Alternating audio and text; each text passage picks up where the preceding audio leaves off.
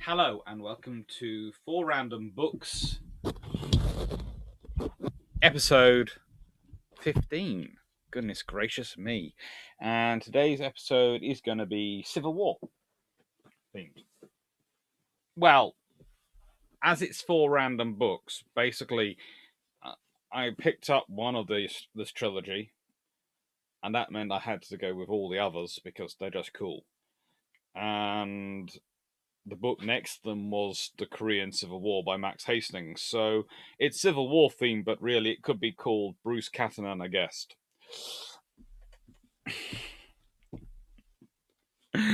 I don't know. So, today's an interesting day because I've got four sets of these put out next to me. And I know because of the way I'm structuring this that this is going to finish off this year. So it is August the 30th, and I am recording the last episodes of four random books for 2020, 4 months ahead of time. I feel remarkably organized. This is more like me than almost anything else I've done in this entire YouTube project, because everything else has been so rushed to an extent. But yeah, well, not rushed, but has been prepared, and it's always been a race. This is me stacking things in advance.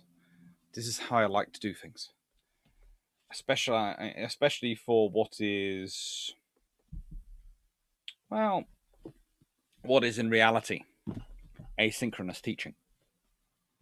So let's start off with the guest, because it's always nice to let the guest go first. That's what I'm told whenever we have guests to dinner. Not sure I agree, because that means they get the best piece of food, but you know. So the guest is Max Hastings, The Korean War. Now, most people will be unsurprised to hear that I am not Max Hastings' biggest fan, but I still have his books because they are very good overviews.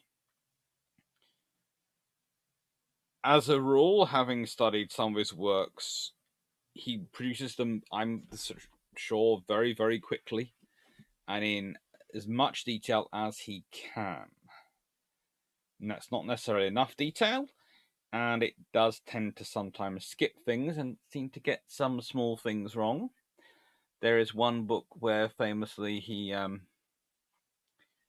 uses the flag captain, and so claims the flag captain is the person in command of the operation, and you sort of go, no, he's not. Anyone who does basic fact checking could work this one out. But leave that to one side.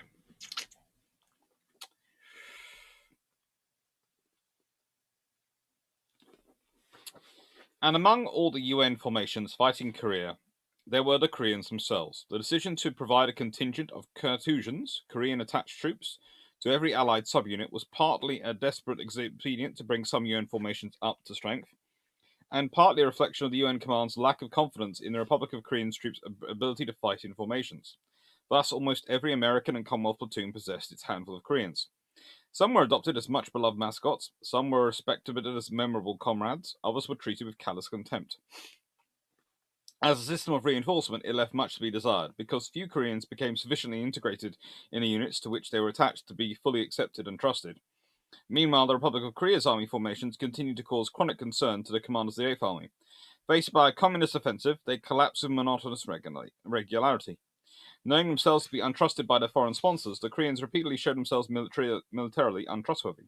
Until the end of the war, the worst excesses of corruption were commonplace in the Republic of Korea army. Officers neglected their men, sold their rations on the black market, and paid phantom soldiers to line their own pockets. Neglected even to give their men in their ranks the pittance of pay to which they were entitled. The only consolation for being a Republic of Korea soldier was that, for some men, life was marginally more enjoyable than for their civilian counterparts. South Koreans, from beginning to end of the war, suffered an eternity of hardship and injustice, modified only by the efforts of foreign refugee organizations who did their best to feed and clothe the worst sufferers. The whole country seemed to have become a quagmire, said Lieutenant Chris Snyder of the Canadian Brigade. Everything had been beaten down to the lowest level. There seemed no society but peasant society. The place was a huge armed camp strewn with homeless children and devastation. To every foreigner, the poverty was almost unbelievable. President Rhee's official salary was $37.50 a month. That of a Republic of Korean Army colonel, $10.75. The Bank of Korea claimed that the average salary of a Korean was $5, yet the average spending in a family of 4.6 adults was $32.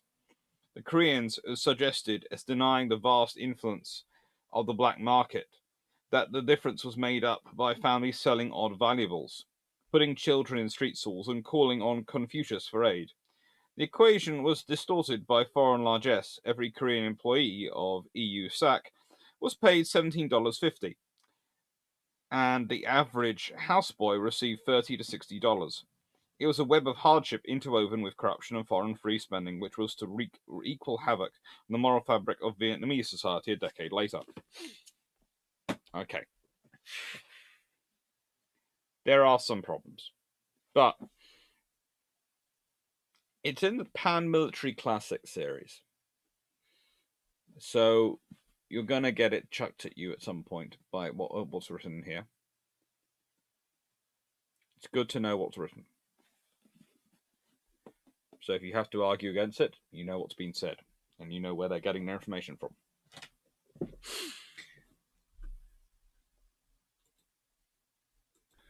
Right, let's get into the trilogy here. And really, I should have made it 3 random books, shouldn't I, rather than 4 random books. It would have made it so much easier considering the number of trilogies there are in the world. But, yeah, 4 random books.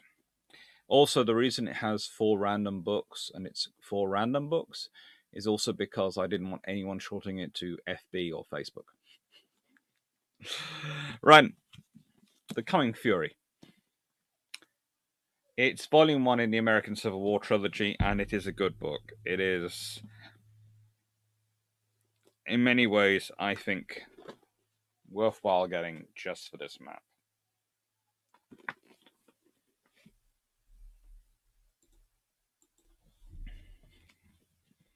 It is a really cool book.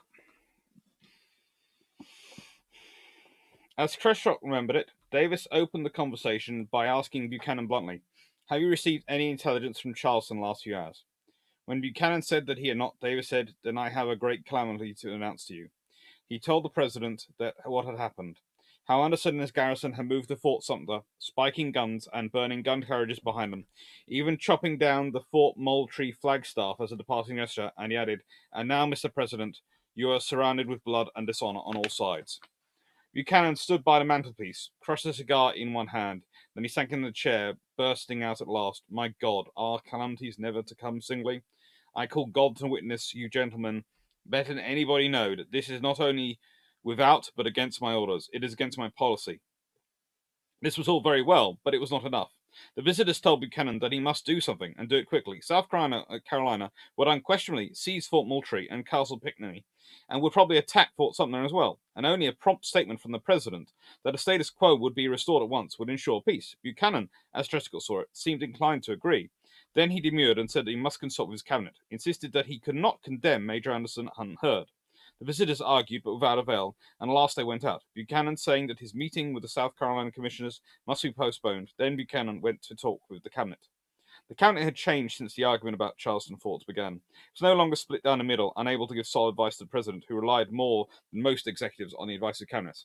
It was taking a new form, moving rapidly towards a strong unionist position. Howard Cobb of Georgia, stout and shaggy and rumpled, one of the ablest, most forceful of all the Southern leaders, had resigned as Secretary of Treasury on the 78th, writing Buchanan manfully that a sense of duty to the state of Georgia, which was well on the road towards an active succession, made it improper for him to remain any longer. That evil, Cobb wrote sadly, has now passed beyond control. He believed that Buchanan's administration would certainly be the last one under the old Union, and he added gracefully that history would unquestionably rank it with the purest and ablest of those that preceded it. Cobb's resignation had been followed within a week by that of Lewis Cass of Michigan, who quit as Secretary of State because he felt the administration ought to have sent reinforcements to Charleston. Cass was aging and querulous, and he'd been rather ineffective. With the departure of Cobb, the cabinet had lost one of its ruling spirits. In the general reshuffle that followed, Jeremiah Sullivan Black had become Secretary of State, and Philip F. Thomas, a former governor of Maryland, had been made Secretary of the Treasury. Black was a unionist, and Thomas was pro-Southern. But Black had more drive, and Thomas would linger, powerless for no more than a month before offering his own resignation. Floyd himself was on very shaky ground. For reasons not connected with the Charleston crisis, he'd been asked to resign and would do so before the month ended. To replace Black as Attorney General, Buchanan had appointed a fierce little man with bristling whiskers. Edward M. Stanton, a Washington lawyer, Ohio-born, who had lived for years in Pittsburgh, the little black terrier, as Montgomery Blair dubbed him, a man with enough original force for 2 or 3 cabinets. Stanton, as it happened, was to attend his first cabinet meeting today. So the cabinet which President Buchanan was about to consult regarding this latest calamities was not at all the same cabinet which had been giving him divided counsel during recent weeks. It had not yet had its shakedown cruise, however, and although it would presently speak with a new voice, that voice had not been found. There would be several meetings before the administration's policy would last be adjusted to the new situation which Major Anderson had created. The cabinet, when President Buchanan sat down with it on the afternoon of December 27th, was in a diver. Secretary Floyd was outspoken, Major Anderson had disobeyed his orders, a definite agreement had been fractured without good reason, and the Sumter garrison should be withdrawn at once, not merely from disputed fort, but from Charleston Harbor itself. Such a move was the only way to prevent bloodshed and civil war. Stanton believed that Buchanan at first was inclined to go along. Floyd and Jacob Thompson pressed him hard, asserting that the president had given a pledge which was now dishonored. There was angry debate, lasting through several sessions, in the course of which Stanton, as Postmaster General remembered it, announced that any president who had issued the kind of order Floyd was talking about would be guilty of treason. Buchanan raised his hands and said, "Oh no, not so bad as that, my friend, not so as bad as that." Buchanan himself wrote that he had received the news of Anderson's move with astonishment and regret, fearing that it would drive the rest of the Cotton States into secession and blight the tentative moves for conciliation which were afoot in Congress. He did not believe that South Carolina could have been ready to commit the base buffoonery of attacking the forts, and he wanted to hear from Anderson before he did anything. At the same time, he felt that he could hardly restore the status quo in consequence of the violent conduct of South Carolina in seizing all the other forts and public property in the harbor and city of Charleston. On December the 28th, Buchanan talked with the commissioners from South Carolina. He had made, they said, that agreement early in December with the South Carolina congressional delegation, and Major Anderson had violated the faith of the president and the United States government. Mr. Barnwell, a zealot whose intensity was strong as Yancey's own, told him at least 3 times during the interview, "But Mr. President, your personal honor is involved in this matter. The faith you pledged has been violated, and your personal honor requires you to issue the order. The order, that is, pulling Anderson and the soldiers out of Fort Sumner." Buchanan, as all recorded, fidgeted and wavered, crying out finally, "Mr. Barnwell, you are pressing me too importunately. You don't give me time to consider. You don't give me time to say my prayers. I always say my prayers when required to act upon a state affair." The real trouble was that President and South Carolina commissioners had different understandings of the agreement Buchanan had made earlier. To Barnwell and others, the case was clear as crystal. The president made a promise which had been broken, and as a matter of honor, he could do nothing less than give in.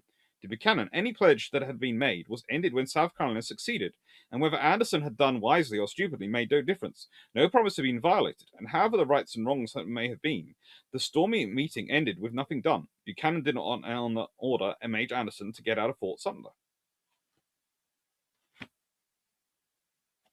I can read a lot of this book. It's very good history, but it's very good storytelling of history, and it carries on with the rest. If we go to Terrible Swift Sword, which is volume 2, also has some rather gorgeous maps in it, and I like a good map. A good map helps you orientate your story, orientate it in your head, and the distances you're talking about are vast. Whatever his army did next, Bergard would not be directing its movements. His health had been bad all spring, and once his troops were established at Tupelo, the campsite was much better than the one at Corinth. The water was good, and the list of invalids immediately grew shorter. He took sick leave, on advice of his doctors, going to the noted watering place of Bladden Springs, Alabama, to recover his health. Mr. Davis considered that the general had deserted his post without getting War Department permission, and he at once removed Bergard from command, putting Braxton Bragg in his place. From Bladden Springs, Bergard wrote to his trusted aide, Brigadier General Thomas Jordan, expressing himself about Mr. Davis in terms which sounded much like McClellan's more impassioned remarks about the federal administration. "If the country be satisfied," wrote General Bergard, "to have me laid on the shelf by a man who is either demented or a traitor to his high trust, well, let it be so. I require rest, and will endeavor meanwhile by study and reflection to fit myself better for the dark hours of our trial, which I foresee are yet to come. As to my reputation, if it can suffer by anything that living specimen of gall or hatred can do, why it is not then worth preserving. My consolation is that the difference between that individual and myself is that if he be to die today, the whole country would rejoice at it, whereas I believe if the same thing would happen to me, they would regret it. The situation in Mississippi was oddly like that in Virginia. Two federal armies had made slow, methodical, and apparently irresistible advances. Each had reached the position from which a decisive victory might be won. Hulneck had his army well in hand and was meditating an advance on Chattanooga.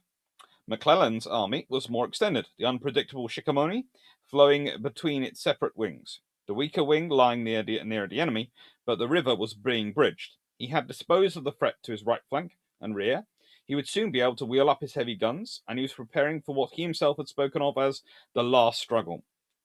It might be the last struggle in sober truth. At the end of May 1862, it's still possible, and for the last time, to believe that the war might be won, might be lost, might at least be ended before it became all-consuming. Senator Sumner, in Washington, was musing darkly that except at New Orleans, the real strength of the rebellion has not been touched. But now the federal government had two immense armies placed where they could touch it directly, and with decisive effect. Everything depended on what those armies did. They could end everything in a matter of weeks, could end it, and this would not be true much longer, while it was still possible to imagine the men of the contending sections making a peace that would contain saving compromises and invasions, a peace which could relieve the nation from the necessity of redefining its own meaning in that terrible heat of war. It might yet be that this war was an incident rather than absolute. What these great armies would do depended on many things: on the men at arms who comprised them, on the limited mortals who commanded them, on the armies that stood against them, and their men at arms and commanders on the accidents of wind and weather, and it may be on the wheeling stars in their courses, and on forces no man will ever understand. It's already 17 minutes, but I started a little bit late because I had a bit of an introduction at the beginning, so I will get to the other one as well. Never Call Retreat. Bruce Catton again. And again, gotta have these lovely maps.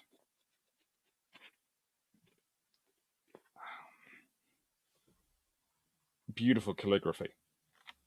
Gorgeous. When Grant first came east a year earlier, Mr. Lincoln found that he had not before seen a general quite like him. Now he was seeing another one who was unique.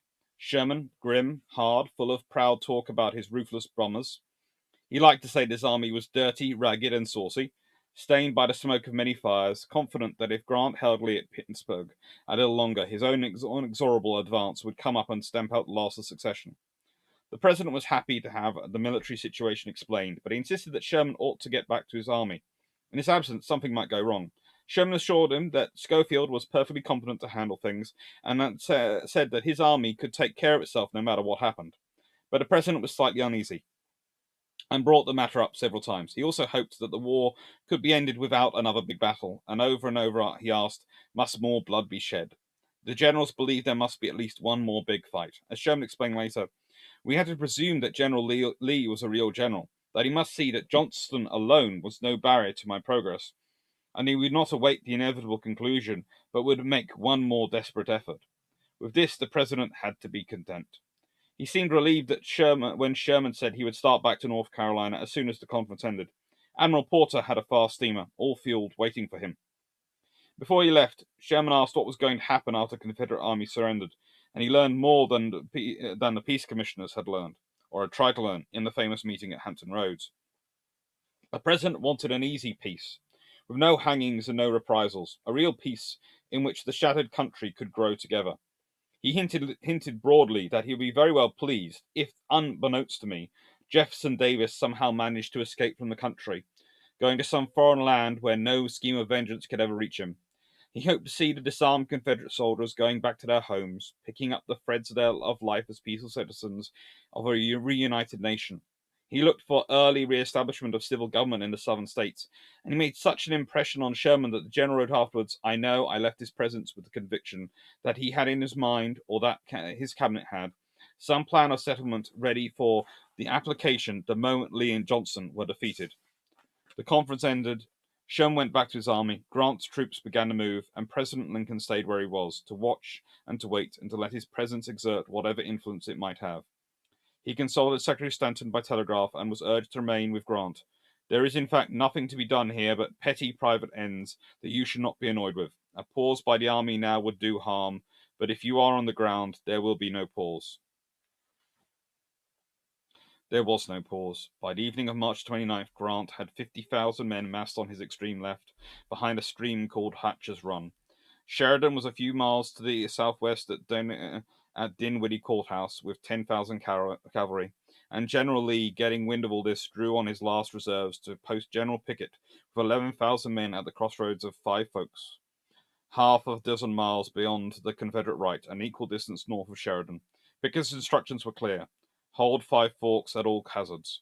To Mr. Davis, Lee reported that Grant's move seriously threatens our position and diminishes our ability to maintain our present line. It was necessary, he said, to prepare at once for a retreat from the James River.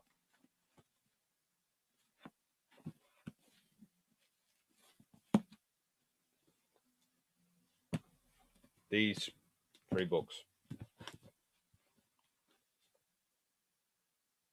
they're really worth a reading. They really are. Enjoy.